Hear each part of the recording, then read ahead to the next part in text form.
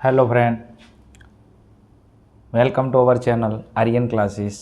चलो विद्यार्थी मित्रों, આપણે આગળ સ્ટેટની અંદર તમારું ચેપ્ટર નંબર 2 સુરેખ સહસંબંધની અંદર સ્વાધ્યાય 2.2 ની અંદર આપણે દાખલા નંબર 3 નો આજે અભ્યાસ કરીશું। તો દાખલા નંબર 3 ધ્યાન આપજો, એમ બહુ ઈઝી દાખલો છે। આગળ તમે દાખલા નંબર 1 અને દાખલા નંબર 2 સોલ્વ કર્યો છે, તો સેમ બીજું હવે તમારું મેથડ સૂત્ર તમારા મગજમાં આવી ગયું છે। ચલો વાંચું છું, ધ્યાન આપજો। એક શાળાની પરીક્ષામાં 2 વિષયો નામા પદ્ધતિ અને આંકડાશાસ્ત્રમાં 10 વિદ્યાર્થીઓના નિર્દેશમાંથી, તો અહીંયા એક તમારું નામું અને તમારું આંકડાશાસ્ત્ર, અને એમાંથી કેટલા વિદ્યાર્થીઓ પસંદ કર્યા છે? 10 વિદ્યાર્થીઓ પસંદ કર્યા છે। તો n બરાબર કેટલા હશે? 10 હશે। વિદ્યાર્થીઓમાંથી ગુણની માહિતી પરથી બંને વિષયોના ગુણ વચ્ચેનો સહસંબંધાંક શોધો। હવે તમે જો આપણે શોધવાનો શું છે? સહસંબંધાંક શોધવાનો છે અને બંને ગુણ વચ્ચેનો એમ। બીજું નામા પદ્ધતિમાં ગુણ આપેલા છે, તો આને આપણે શું કહીશું? x કહીશું। બીજું આંકડાશાસ્ત્રમાં ગુણ આપેલા છે, તો આને આપણે y કહીશું। તો પહેલું આપણું કોલમ x અને બીજું આપણું કોલમ y, અને આપણે નામા પદ્ધતિના ગુણ અને આંકડાશાસ્ત્રના ગુણ આ બંને વચ્ચેનો શું શોધવાનો? સહસંબંધાંક, અને સહસંબંધાંકને આપણે શું કહીશું? r, એટલે આપણે r શોધવાનો છે। ઓકે, ચલો હવે દાખલા ઉપર જઈએ આપણે સીધા। ચલો હવે કોષ્ટકની અંદર આવતા રહીશું તમે। ચલો ચેપ્ટર નંબર 2 સુરેખ સહસંબંધ સ્વાધ્યાય 2.2 નો દાખલા નંબર 3।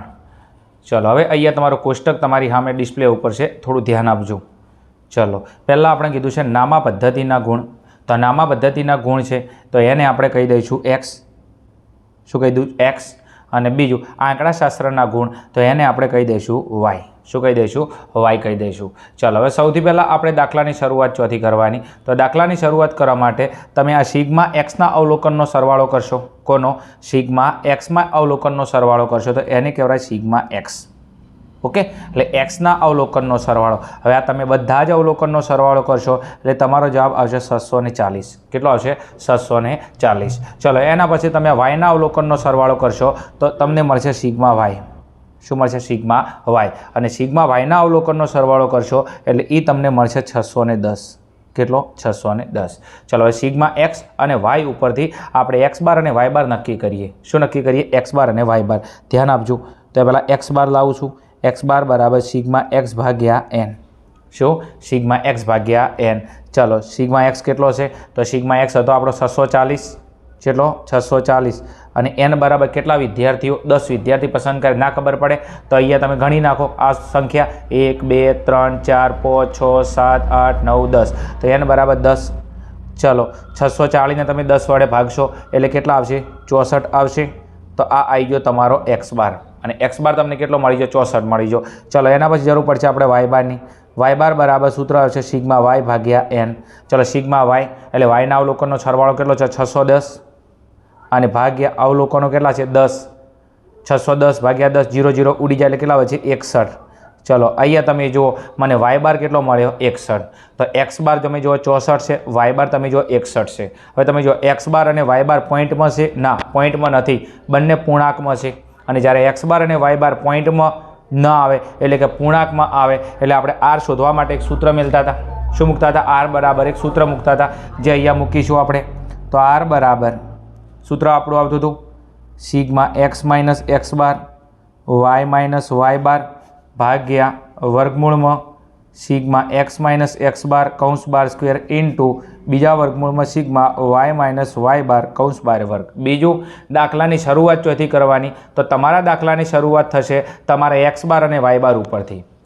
જો તમારો એક્સ બાર અને વાય બાર આ બંને શેમાં આવે? પોઈન્ટમાં ના આવે એટલે કે પૂર્ણાંકમાં આવે, ત્યારે સહસંબંધાંક આર શોધવા માટે તમે કયું સૂત્ર વાપરશો? Sigma x minus x bar Y minus Y બાર ભાગ્યા રૂટમાં એક્સ માઇનસ એક્સ બારનો સ્ક્વેર વાય માઇનસ વાય બારનો સ્ક્વેર। આ સૂત્ર ક્યારે મૂકવાનું? કે જ્યારે એક્સ બાર અને વાય બારનો મધ્ય પોઈન્ટમાં ના આવે ત્યારે। ઓકે, જો પોઈન્ટમાં આવ્યો હોત તો આપણે જોડે બીજી 2 રીત હતી, એક હતી એક્સ વાય વાળી, એક હતી યુ વાળી રીત। ઓકે, ચલો હવે આપણે દાખલા ઉપર જઈએ। ચલો હવે આગળ શું કરીશું? તો હવે આપણનું આગળનું કોલમ આવશે અહીંયા એક્સ માઇનસ એક્સ બાર।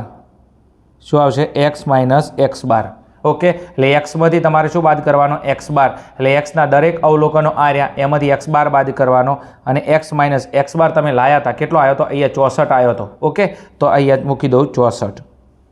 ચલો બીજા નંબરનું કોલમ અહીંયા આવશે વાય માઇનસ વાય બાર। શું આવશે? વાય માઇનસ વાય બાર।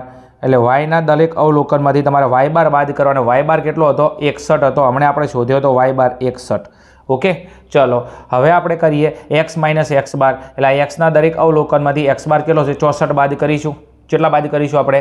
64 બાદ કરીશું. તો અહીંયા બાદ કરીએ તમે જો, ચલો 60માંથી તમે કેટલા બાદ કરશો? હવે 60ની અંદરથી તમે બાદ કરશો 64 તો કેટલા આવશે? -4. કેટલા આવશે? -4. ચલો 80ની અંદરથી 64 બાદ કરશો તો 80માંથી 64 બાદ કરો કેટલા આવશે? 16 આવશે. ચલો 50માંથી 64 બાદ કરશો એટલે કેટલા આવશે? -14 આવશે. ચલો એના પછી 80માંથી ફરી તમે 64 બાદ કરશો એટલે ફરી કેટલા આવશે? 16 આવશે. ચલો 95માં તમે 64 બાદ કરશો એટલે આ 95માંથી તમે 64 બાદ કરશો એટલે કેટલા આવશે? 31 આવશે. ચલો 40 - 64 આવશે એટલે -24. ચલો 70 - 64 એટલે +6. ચલો 40 - 64 એટલે ફરી -24. આગળ 35 - 64. ઓકે, તો 35 - 64 તો તમે 35માંથી 64 બાદ કરશો એટલે કેટલા આવશે? -29 આવશે. અને એના પછી નેક્સ્ટ છે 90 - 64 તો 90માંથી તમે 64 બાદ કરશો એટલે કેટલા આવશે? 26 આવશે. ઓકે, બીજું તમે આ sigma x minus x bar, okay, નવું કોઈ નથી કર્યું. એક્સના દરેક અવલોકનમાંથી 64 બાદ કર્યા એટલે દરેક અવલોકનમાંથી 64 બાદ કર્યા છે. અને છેલ્લે તમે અહીંયા sigma x minus x bar આનો સરવાળો કરશો તો આનો સરવાળો 0 આવશે. ઓકે, પાછળ તમારે કામ લાગશે. અમુક દાખલા આપેલા છે 2, ઓકે, જેની અંદર આના મારફતે તમારો દાખલાનો જવાબ ક્લિયર થશે એમ. ચલો x માઇનસ એક્સ બાર પતી જો. હવે y માઇનસ વાય બાર એટલે વાયના દરેક અવલોકનમાંથી વાય બાર બાદ કરો અને વાય બાર કેટલો છે? 61. કેટલો છે? 61. તો અહીંથી તમે બાદ કરશો આ રહ્યા વાયના અવલોકનો અને એમાંથી કેટલા બાદ કરવાના? 61. અહીંયા એક્સના દરેક અવલોકનમાંથી 64 બાદ કર્યા, અહીંયા વાયના દરેક અવલોકનમાંથી 61 બાદ કરીશું. ચલો 50 - 61 તો 50 - 61 એટલે -11. ચલો 75 - 61 એટલે કેટલા આવશે? +14. ચલો એના પછી 60 - 61 તમે જુઓ અહીંયા કેટલા છે? 60 - 61 એટલે કેટલા આવશે? -1. એના પછી અહીંયા 85 - 61 તો કેટલા આવશે? 24 આવશે. ચલો એના પછી કેટલા છે? 90 - 61 એટલે કેટલા આવશે? 29 આવશે.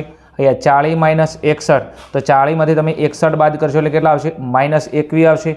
65 - 61 ઓકે તો કેટલા આવશે? 4 આવશે.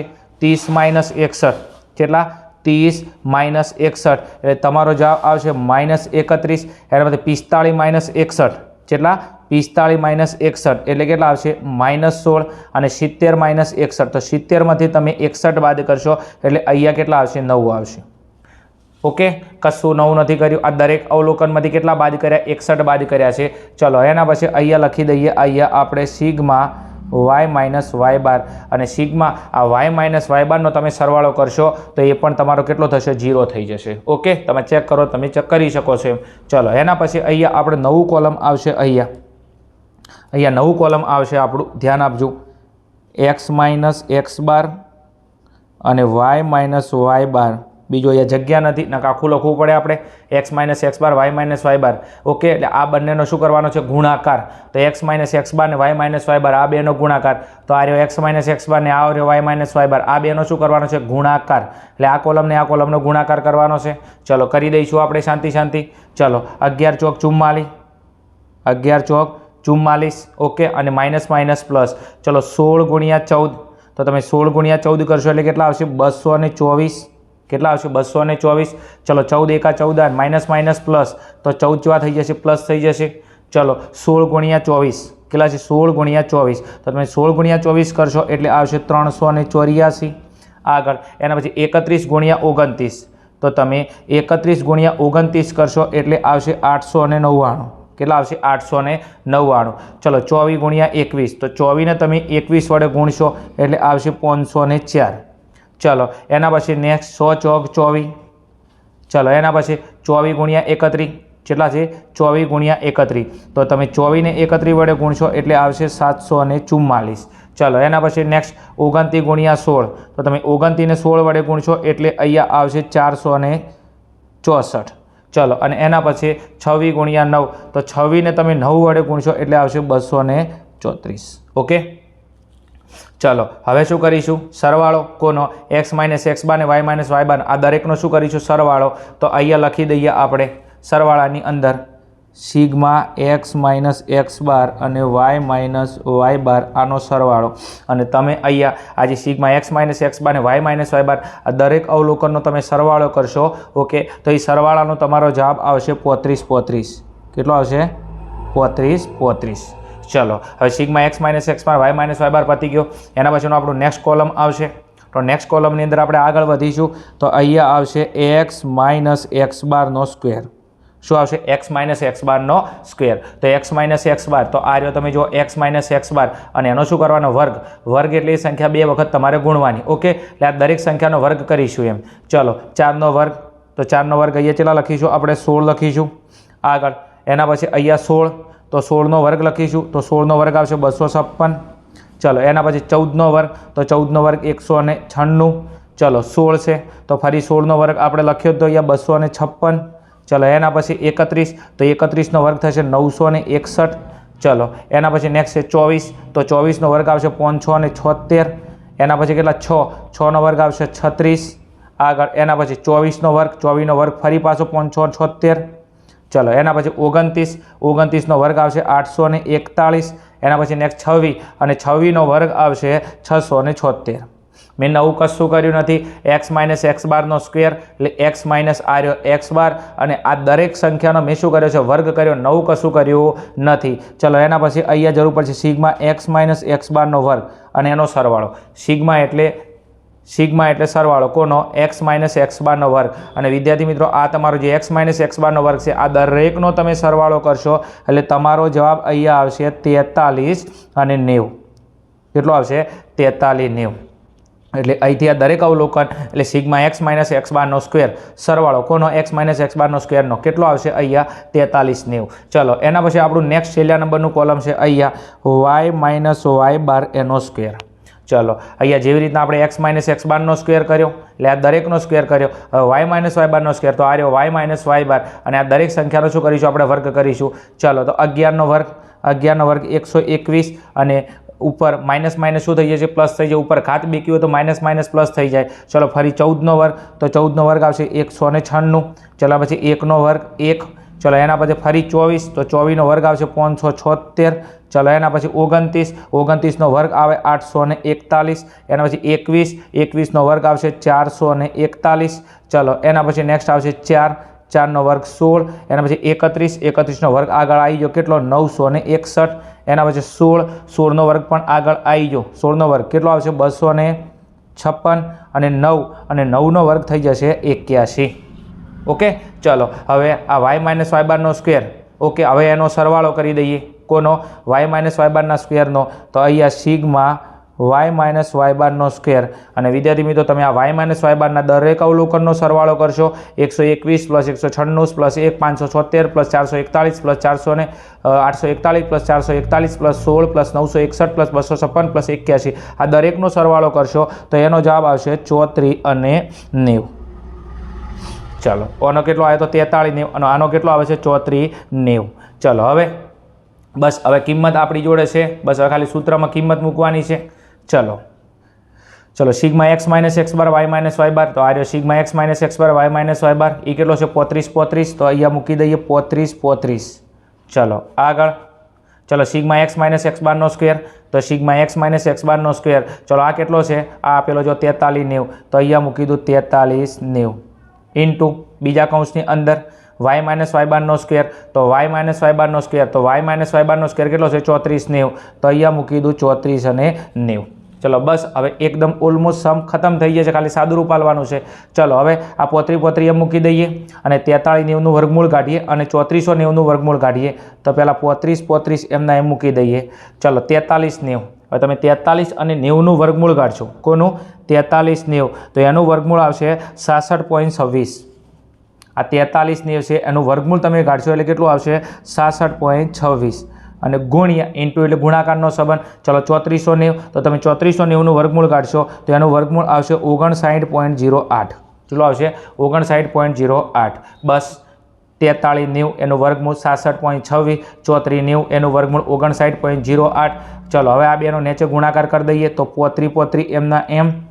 ચલો, હવે 66.26 ગુણ્યા 59.08, તો તમે આ બેનો ગુણાકાર કરશો શું આ બેનો ગુણાકાર? તો એનો ગુણાકાર આવશે 39 14 એટલે 3914.6408. કેટલો આવશે? 6408. કશું નવું નથી કર્યું, બરાબર છે. આ બેનો ગુણાકાર કર્યો છે તો આ બેનો ગુણાકાર કેટલો આવશે? 3914.6408. બસ પતી ગયું. પોત્રી ભાગ્યા 3914.6408 એટલે આ બંનેનો ભાગાકાર કરશો અને આ બંનેનો તમારો ભાગાકાર કરશો એટલે એનો જવાબ આવશે 0.90. કેટલો આવશે? 0.90. અને આર બરાબર તમારો ફાઇનલ જવાબ આવશે આર બરાબર 0.90. ઓકે, તો આ થઈ ગયો આપણો દાખલાનો ફાઇનલ જવાબ. ચલો, આર બરાબર 0.90. બીજું તમે જોઈ શકો છો, આનું અર્થઘટન કરવું હોય તો તમે અર્થઘટન કરી શકો છો કે તમારો જવાબ આ એકની નજીક છે. કોની નજીક છે? એકની નજીક છે. બીજું ધર્મ છે અને એકની નજીક છે.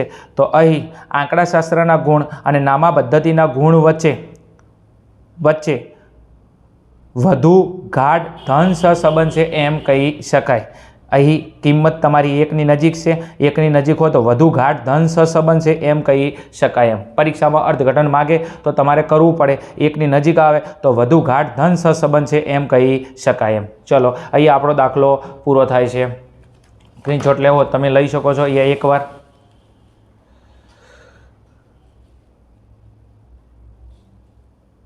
ઓકે, ચલો, અને ફાઇનલી આ તમારો જવાબનો સ્ક્રીનશોટ છે, શાંતિથી લઈ શકો છો. ચલો વિદ્યાર્થી મિત્રો, દાખલાની અંદર ખબર પડી હોય તો કહેજો, અને મારી મેથડ તમને સેટ થતી હોય તો કોમેન્ટની અંદર કહેજો. અને ચેનલ પર ન હોય તો ચેનલને સબસ્ક્રાઈબ કરી દેજો, વિડીયોને લાઇક કરી દેજો. તમારા જે મિત્રો છે એમના સુધી આપણી ચેનલને મેક્ઝિમમ શેર કરજો. થોડો સપોર્ટ કરજો, ચેનલ આપણી નવી છે એટલા માટે. મળીશું આગળના વિડીયોની અંદર. Okay, thank you. જય હિન્દ, જય ભારત, તથાસ્તુ.